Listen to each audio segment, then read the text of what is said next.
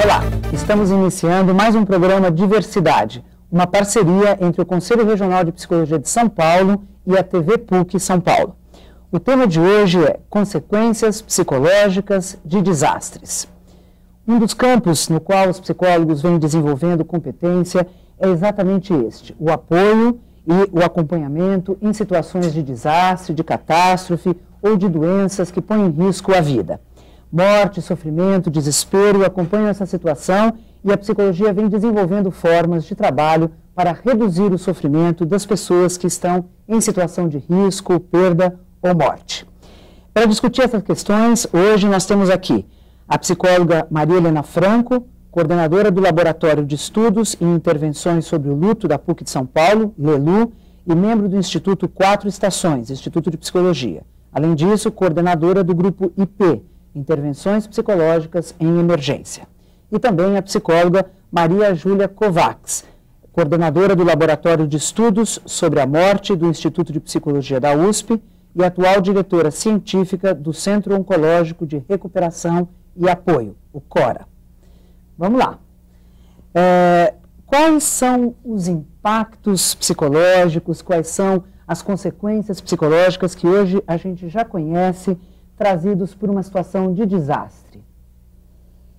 Acho que a primeira coisa que pega é que o desastre é repentino, né? Então ele mexe com o inesperado e faz com que as pessoas se sintam sem ter controle sobre os acontecimentos. O mínimo de controle a gente precisa ter para viver o nosso dia a dia. As coisas podem não acontecer exatamente como a gente pensa, mas a gente marcou um horário para se encontrar, vem fazer esse programa, depois disso eu tenho um compromisso, e assim vai. E o desastre acontece, de repente. Ele acontece de repente e ele dura muito tempo. As consequências do desastre são a longo termo. Então, isso tira as pessoas da sua possibilidade de lidar com a realidade, de ter algum controle. E aí é o que pega muito. E o que acontece com elas? É medo? Qual é o sentimento que a gente conhece mais próximo dessa situação? Olha, do que eu vejo é medo, sim, é impotência, né? Acontece alguma coisa muito maior do que eu, muito maior do que eu posso fazer e eu não tenho nada para fazer com isso, né? E muita perplexidade, o que vai acontecer agora, né? Quer dizer, as pessoas perdem a sua possibilidade de reagir diante do normal. E as pessoas, em geral, se imobilizam? É comum as pessoas ficarem mais imobilizadas ou existem reações diferentes? As mais diversas reações, as mais diversas. Você tem a pessoa que se paralisa, você tem a pessoa que é extremamente habilidosa no que tem que fazer e depois ela vai ter uma reação, né? Você tem diversas coisas. E quando as pessoas estão em situação de uma doença grave, próximas à morte ou considerando a possibilidade da morte, é semelhante? O que acontece com ela? Quais são as consequências psicológicas que a gente já conhece? Olha, tem muita semelhança, porque muitas vezes a doença também rompe num momento que a pessoa não estava prevendo. Aliás, as doenças muitas vezes não são previsíveis, e elas colocam também a pessoa diante da situação do imponderável. Então, muitas coisas que estavam planejadas ficam interrompidas, existem expectativas, medos, incertezas, então muitas reações são semelhantes, né? O que talvez difere é que, vamos dizer, o processo de desastre é muitas vezes uma situação mais coletiva, então envolve uma série de pessoas e tal, e a doença, ela envolve a pessoa e uma família, então não tem esse impacto coletivo tão forte, mas para a própria pessoa pode ser igualmente desastroso ou quiçá até mais, né? E o trabalho dos psicólogos nessas situações é mais com a família ou é mais com a pessoa que está doente? Na verdade, a unidade de cuidados é a família, quer dizer, o paciente e os seus familiares. Então, a gente precisa realmente cuidar de ambos os lados. Às vezes, a família até sofre mais do que o paciente, porque ele, de alguma forma, já está cuidado pela própria equipe médica, de enfermagem, etc. E muitas vezes a família fica relegada. Então, é muito importante. E as famílias, quando tomam o conhecimento do desastre, né? Que no caso aí, estamos pensando num desastre onde as pessoas morrem. Eventualmente pode não acontecer a morte, mas supondo que esse desastre esteja ligado à situação de morte, é diferente, né? Não há um preparo para a morte. Tem que aceitar. Como é que é isso? No caso do desastre, as pessoas são informadas e ele assume sempre uma proporção meio trágica, né? Alguma coisa de impacto, de repente, tudo mais. E o que acontece? As pessoas viram personagens de um drama público, né? Porque geralmente os desastres são alguma coisa que vai para a mídia, alguma coisa que entra no domínio público. Então, o processo de luto, esse trauma relacionado a um luto por desastre, torna-se uma experiência ao mesmo tempo pública e privada, né? Eu acho que esse é um complicador para as pessoas. Porque no caso da doença, a coisa fica mais fechada.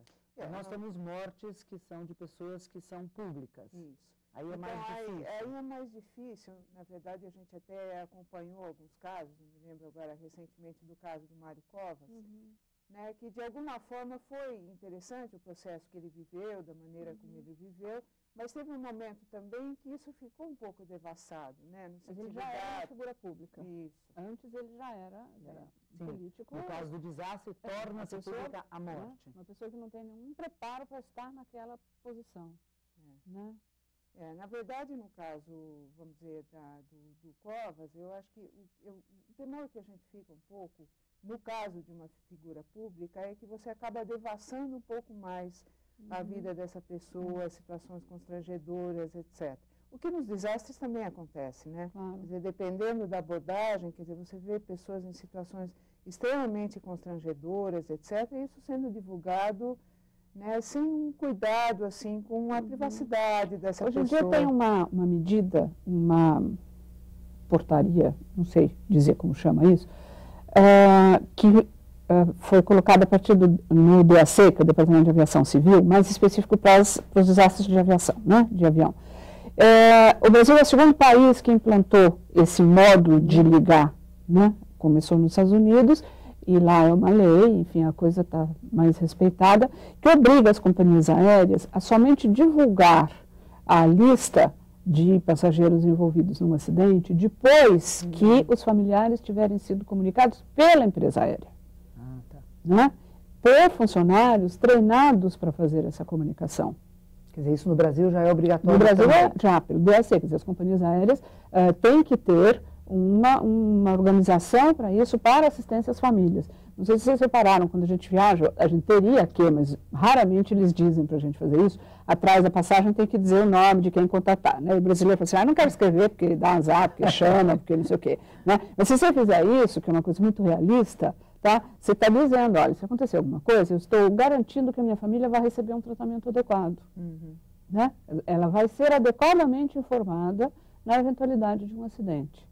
Né? Que é para não ter essa coisa da família ser devassada, de ficar sabendo porque viu na televisão.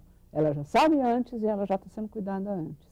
Acho que essa é uma medida muito interessante, importante, né? Porque a gente sabe que um dos problemas mais sérios mesmo é essa questão de como dar a notícia, né? Essa é uma questão que a gente tem discutido muito, no caso do agravamento de doenças, ou mesmo da perda de pessoas, por exemplo, para crianças, ou para pessoas, vamos dizer, que têm alguma fragilidade psíquica, etc.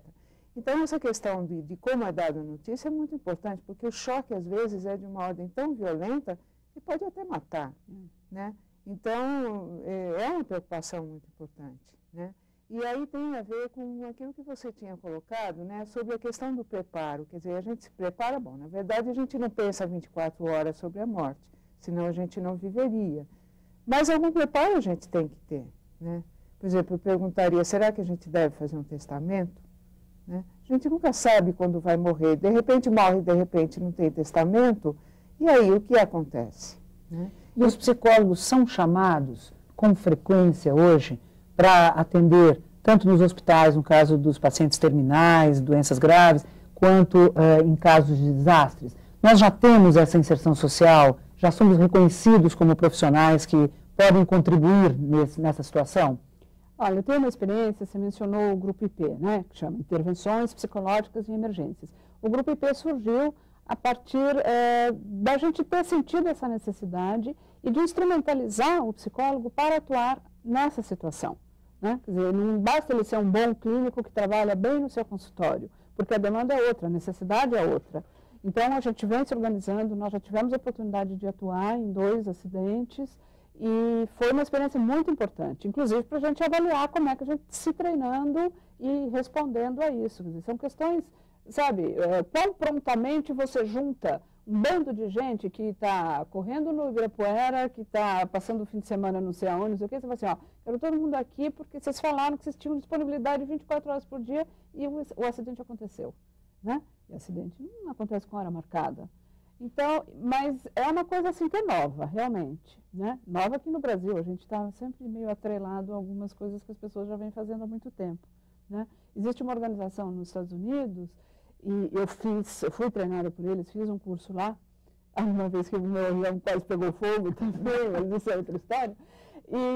Mas eles existem há não sei quantos anos, então eles mobilizam familiares de vítimas, os próprios funcionários que vão trabalhar com o resgate, que também estão sujeitos a uma necessidade de atendimento, né? Não é só o enlutado, mas a necessidade do familiar que está lá envolvido. Sabe lá que você chegar depois que um avião caiu e o que você vai ver, né?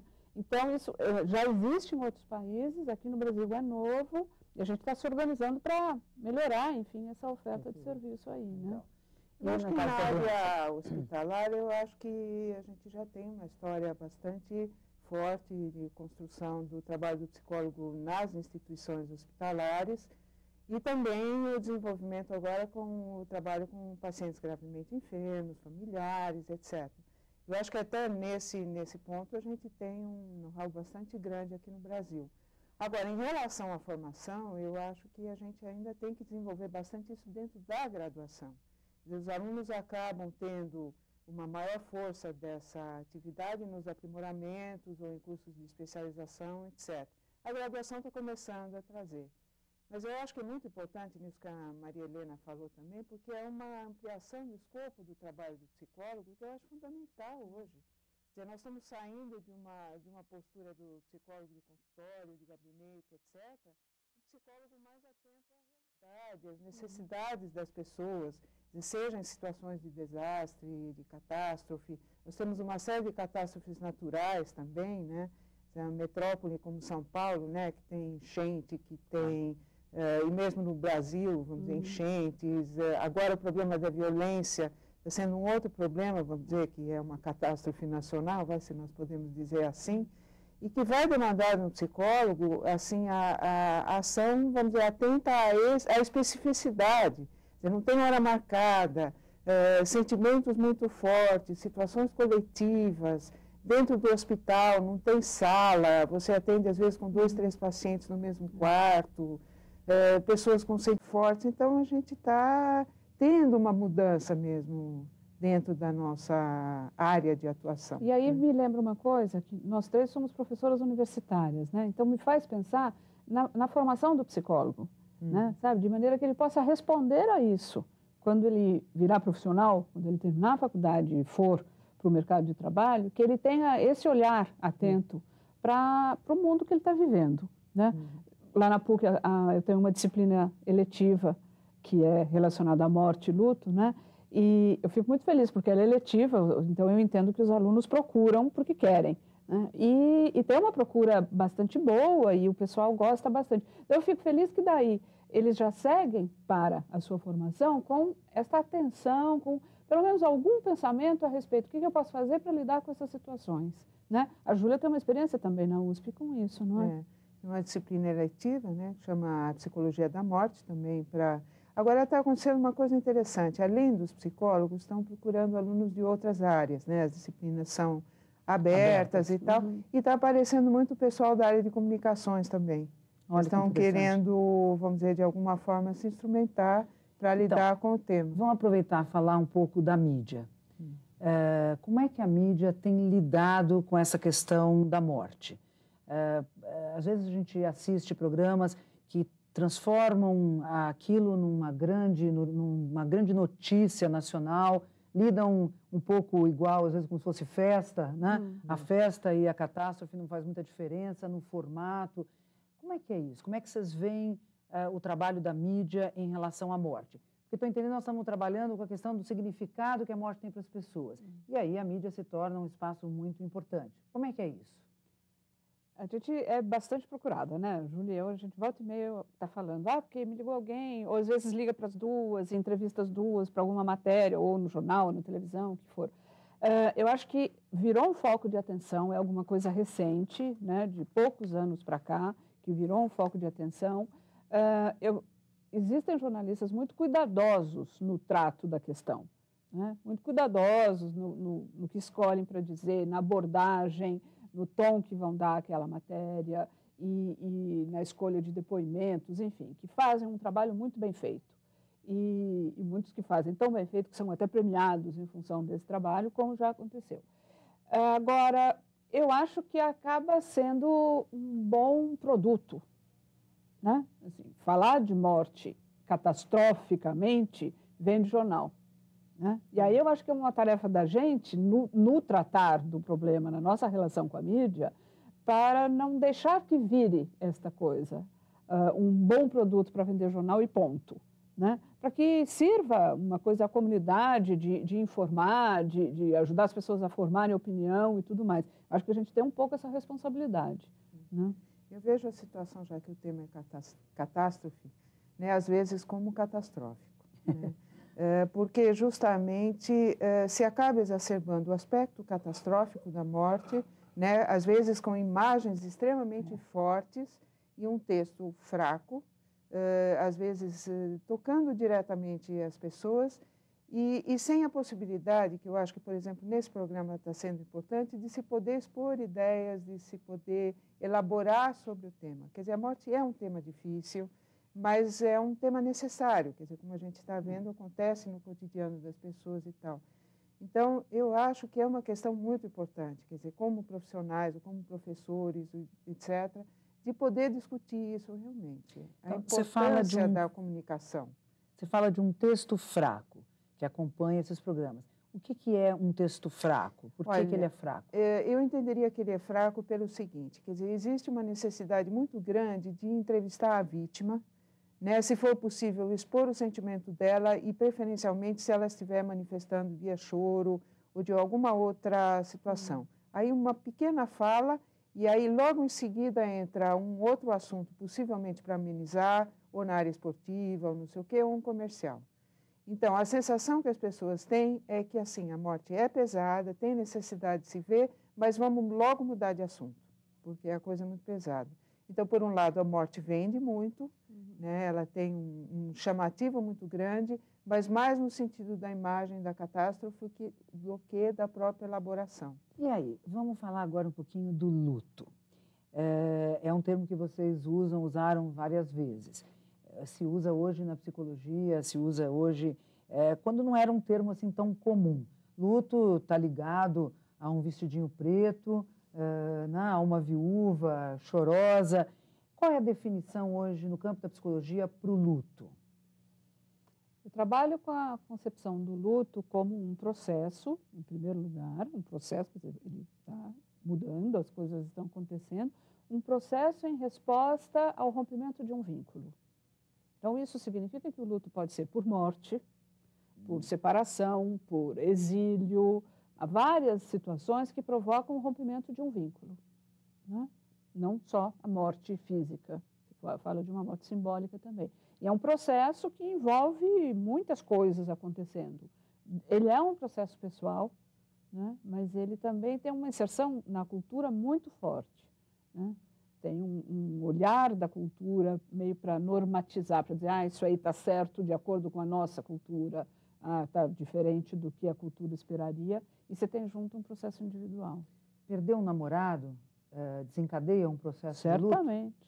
Muitas vezes não é considerado, porque fala assim, mas era namorado, não tinha casado. Sabe? Não morreu. Não morreu, né? Mas às vezes é até pior. Né? Porque você, vamos dizer, quando não é por morte e há separação, muitas vezes você vê depois a pessoa legal, bem e tal, e você todo estrupiado.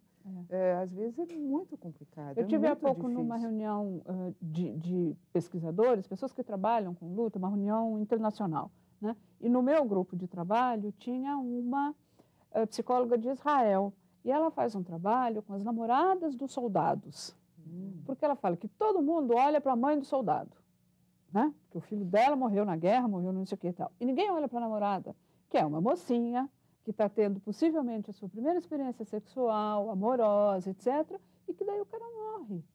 né? E aí como é que fica? Né?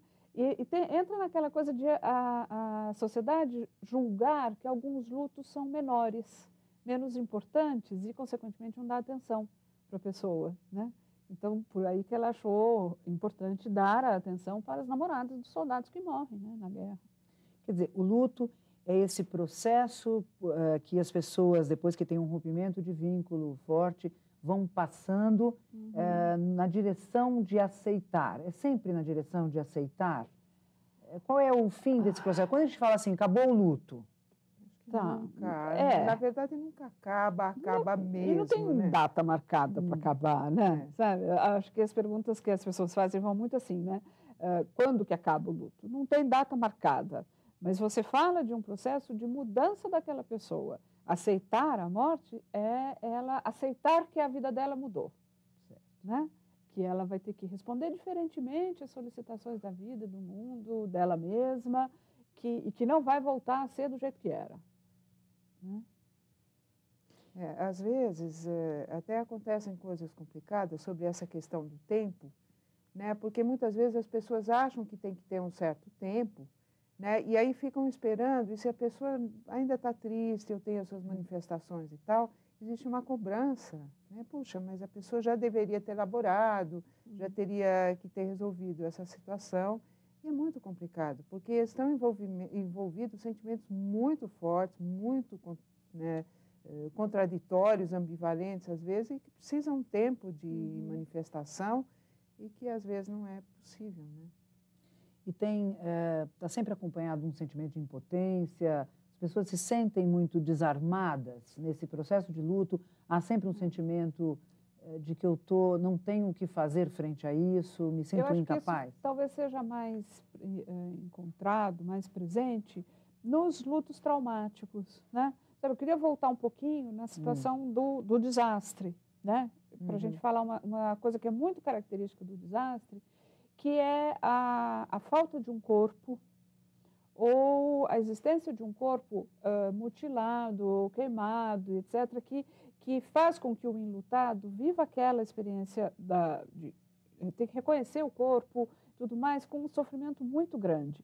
No caso da falta do corpo, é um agravante aí, né? Porque a gente precisa dos rituais. A gente precisa viver aqueles rituais de promover as despedidas, das pessoas se reunirem em torno do morto, em torno da família enlutada, da comunidade atingida, né? E quando você não tem um corpo, como é que você fica? Quer dizer, os rituais ajudam imensamente. São importantes. Nós vivemos numa época agora que muitos rituais ficam borrados, porque não tem como fazer, porque é complicado, porque as pessoas não sabem qual é o sentido, né? Então, muitas vezes não sabem o que fazer nessa hora. Tanto as pessoas que perderam alguém, então como é que elas lidam com essa dor, com esse sofrimento, com essa situação, e as pessoas que estão próximas a essas pessoas que perderam alguém, que também não sabem o que falar, como agir, o que eu faço nessa hora e tal. Então, os rituais são organizadores de alguma forma, né? E são situações coletivas. E a gente perdeu muito disso. Tanto que existe uma proposta, vamos dizer, psicológica também, nos trabalhos de cuidados ou de terapia, de fazer um espaço de ritualização, até para favorecer essa possibilidade. E luto, sempre que vocês estão falando, é um processo que se dá para o sujeito, ele vive o luto individualmente. A gente pode falar em luto coletivo? Por exemplo, os brasileiros passaram por um processo de luto coletivo com a morte do Ayrton Senna. O mundo passou por um processo de luto coletivo com o atentado no World Trade Center. Como é que existe? Dá para falar num luto coletivo? Dá para falar. Acho que o Brasil teve algumas experiências. Teve Ayrton Senna, teve Tancredo Neves, né? E acho que tem o que diferencia o luto coletivo é que morre alguém que você conhece muito bem, mas que não te conhecia, mas com quem você tinha uma relação significativa, né? Pelo que aquela pessoa representava para você, Ayrton Senna, um sujeito que representou o nome do Brasil, enfim, todas as associações que tinha com ele, ou Tancredo, a possibilidade política que vinha com ele, tudo isso. Então, é isto que vai junto, né? Assim, é o sonho associado àquela pessoa, numa relação desigual, né? Nessa coisa, a pessoa não me conhece, mas eu a conheço. Né? Ela entrou na minha casa, mas eu nunca fui à casa dela. Né? Eu acho que as figuras, os heróis, os ídolos, eles acabam suscitando esse tipo de situação e às vezes surgem mesmo eventos coletivos de grande porte. Eu me lembro do Tancredo Neves, né, do cortejo, mesmo do Ayrton Senna. E aconteceu uma coisa interessante, nós estávamos justamente durante um evento que a gente estava organizando e estava aqui o Colin Parkes, né, especialista de luto da Inglaterra, na hora que foi dada a notícia da morte do Ayrton Senna. E ele não conhecia o Ayrton Senna, mas pela reação da plateia, ele imediatamente entendeu que era uma pessoa extremamente significativa, ele pediu um momento de silêncio e tal, porque foi uma coisa tão forte que mesmo ele não conhecendo, né, ele pôde perceber na plateia. Ele lembra disso até hoje. Até hoje. Percebeu que se rompia um vínculo. Que se rompia um vínculo. E aí aconteceu uma coisa muito interessante comigo, que eu estava na Inglaterra quando aconteceu a morte da princesa, logo depois. E aí eu pude perceber também o luto coletivo importante que aconteceu lá pela figura que ela representava. E aí eu comentei com ele, veja, agora eu estou no seu país e vivendo, se bem que eu conhecia, né, muito bem a Lady Di, mas enfim, a dor que eles estavam vivendo. E aí a gente entrou no evento coletivo, no parque, com todo mundo, e a gente estava junto, né, no processo, embora fosse um outro país e tal. Então são cenas muito fortes, né? Bom, o Diversidade vai ficando por aqui. Eu queria agradecer a participação da Maria Helena Franco, psicóloga, coordenadora do LELU, membro do Instituto Quatro Estações e coordenadora do Grupo IP, Intervenções Psicológicas em Emergência. E da Maria Júlia Kovacs, psicóloga, coordenadora do Laboratório de Estudos sobre a Morte do Instituto de Psicologia da USP e atual diretora científica do Centro Oncológico de Recuperação e Apoio, o CORA. E aí, eu espero vocês em novembro, quando voltaremos com um novo programa Diversidade para debater a escolha de uma profissão. Até lá.